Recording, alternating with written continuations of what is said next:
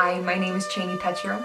You might recognize me from some of my previous graphic fables, such as Four Arms, Death's Footsteps, The Emerald Beetle, and The Shadow Beast. Today I would like to present a new story called Counting White Stones. Counting White Stones follows the tale of a seaside village where the job of most men is to be a fisherman. Now in this line of work, many lives are lost at sea. In order for the widows to be spared the agony of wondering if their husband will ever return, there is an ancient pact between the villagers and the sea. Now the sea will allow the women to go down to the shoreline, which is covered in black rocks. The sea will send her a handful of white stones. Now the number of white stones that she finds is the equivalent of how many days she's allowed to wait for her husband's return. The sea will provide, say, 3 rocks, and that will allow for 3 days. But if after the 3rd day the man does not return, the woman knows that he is never going to come back. But one day the roles are reversed, and a fisherman's wife is actually lost to the sea, leaving behind her small son. So he makes his way down to the waiting house, and then he goes out to the black beach and begins to comb the shore for white stones. But as each day passes and his supply of rocks begins to dwindle, the man begins to doubt if he will ever see his wife again. I'd like to tell you a little bit more about the characters in Counting White Stones.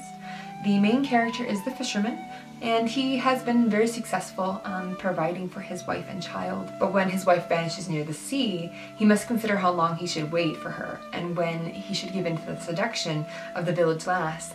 The lass has always had her eye on the fisherman, but he was happily married and had a son, and so she had to confine herself to longing glances. But now, with his wife gone and unlikely to return, she sees a second chance and hopes to steal the fisherman's heart. However, the fisherman is very true and loyal to his wife, and when he resists her advances, she begins to look for more sinister methods to get what she wants. The preacher is in charge of keeping the townspeople united and working well together. However, when the villagers come to him and begin complaining that the fisherman is flouting the laws of the sea, he's forced to step in and to take some action.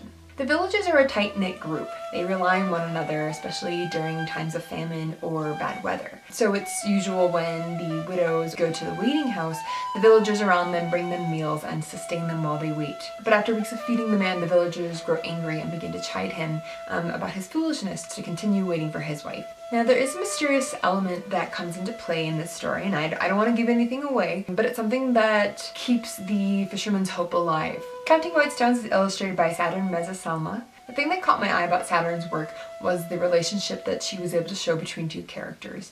There was just this moment that she was able to illustrate that showed their relationship, showed their longing, and showed their passion.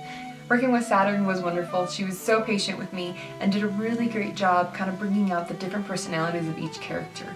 She was able to kind of capture the spirit and the vitality of the people. Throughout the story, we don't know if the man's wife will return or not.